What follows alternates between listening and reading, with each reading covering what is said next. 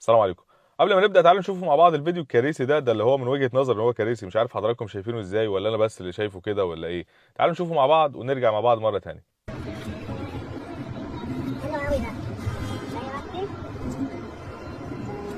النهارده هتقدم ليارا واقول لها ان انا بحبها اخيرا بعد فتره كبيره قوي. احنا مع بعض اصحاب، بقينا بيست فريندز كمان، وبنحاول نقنع نفسنا محدش عايز ياخد الستيب دي. فانا متوتر خايف او ما اعمل كده بجد. انا قلت ليارا تعالي انا عايز اصورك، اعمل لك شوت بمناسبه اللي احنا بقالنا كتير قوي. انا كان نفسي اصورك من زمان، قلت لها تعالى اعمل لك شوت. فهي نازله معانا النهارده على اساس ان احنا نعمل لها شوت عادي خالص. التيمو يا جدعان. ايه يا اخي؟ اي اتفضلوا.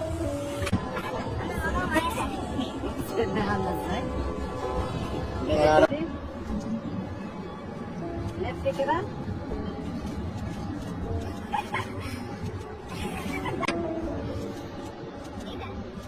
حسام او انتيكا زي ما انت ما بتحب الناس تناديك. يعني انا مقدر مشاعرك جدا وعارف ان انت معجب بيها ومغرم بيها وكل حاجه بيها، بس انت مش بتحبها يا حسام. عارف ليه يا حس؟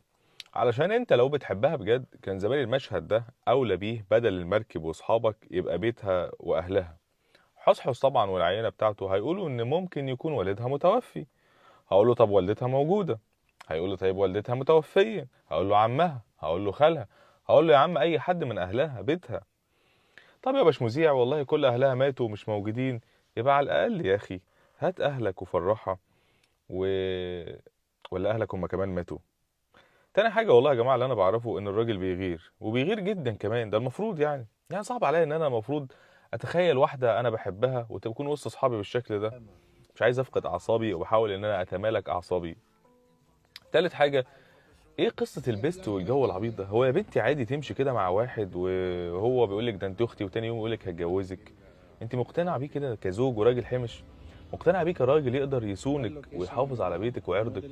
مقتنعه بيه كمان دينك او دينك امرك ان انت ما تصاحبيش ونهى عن كده. ربنا سبحانه وتعالى بيقول ولا متخذات اخدان، يعني مش ما تاخدش صحاب يعني. انا حسام استفدت ايه من الفيديو ده؟ والامه العربيه استفادت ايه لما احنا شفنا الهبل والقرف ده يعني؟ تعالوا بقى نشوف الفيديو المهم ده لستيف هارتي الاعلامي الامريكي الشهير بيقول فيه ايه بقى. All of طبعا انا my عارف ما friends are تقتنعوش الا men. I بالكلام don't ده. have female friends. I don't. I'm incapable of that. Why? What do you mean? Well, because come on. Because you have a wife. Well, I have a wife, and I don't really have female friends because look. Okay, let's get rid of this myth right here. Okay, I'm gonna tell you this. Let's get rid of this right here. You're an attractive woman. There's some guy somewhere saying, "Yeah, we're friends." No, that's not true. He's your friend only because you have made it absolutely clear that nothing else is happening except this friendship we have. We remain your friends in hopes that one day there'll be a crack in the door, a chink in the armor. And trust and believe that guy that you think is just your buddy, he will slide in that crack the moment he gets the opportunity. And you Because think we're most guys. men think this way? 99.9% of us think that way. I'll tell you what, all your male friends, just ask them in a friendly way. If I wanted to date you, would you be okay with طبعا that? انتوا لو سمعتوا And الكلام ده من شيخ او واعظ او حد من watch the الرجاله اللي بتغير fireworks. هتقولوا عليه ده What? درويش وراجعي. لكن انا بستشهد بناس انتم بتقتنعوا بيها وبتحبوها. كمان الدكتور مصطفى محمود قال حاجه عظيمه جدا. قال ايه بقى؟ تعالوا نشوف الفيديو ده مع بعض. يعني مثلا بنلاحظ ان ما جاتش كلمة حب في القرآن كله الا عن علاقة محرمة اللي كانت زوجة العزيز من يوسف. شغفها حبا فتاها شغفها حبا.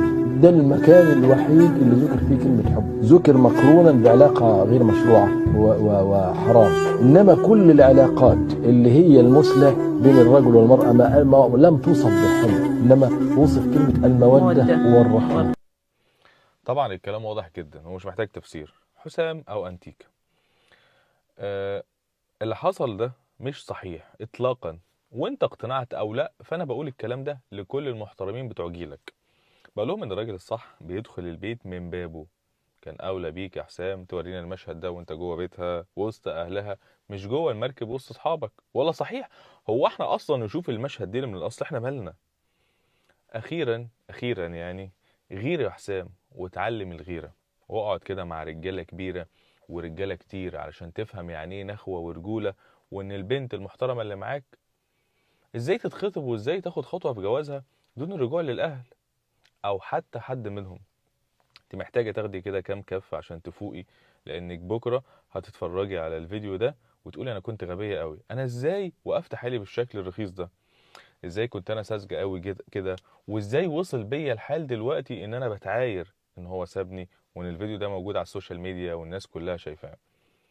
وخلاص كده الابواب كلها اتقفلت في وشي.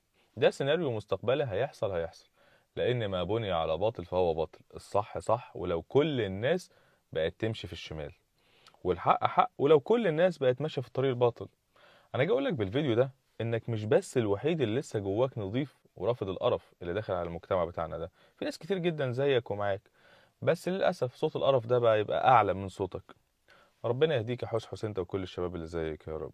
يا رب يا رب. صحيح انا يعني مش قصدي كام كف كده ان هو تتضرب كام كف على وشها، لا يعني اللي هي كف كده اللي هي تفوق يعني، فاهم؟ عشان هلاقي ناس في التعليقات بتقول يعني فاهمين انتوا، فانا قصدي كف ان هي تفوق يعني، كف اللي هو صدمه، مش اقصد اقول ان هي تتضرب يعني. برضه على حسب يعني كل واحد ما يفهمها ازاي. السلام عليكم.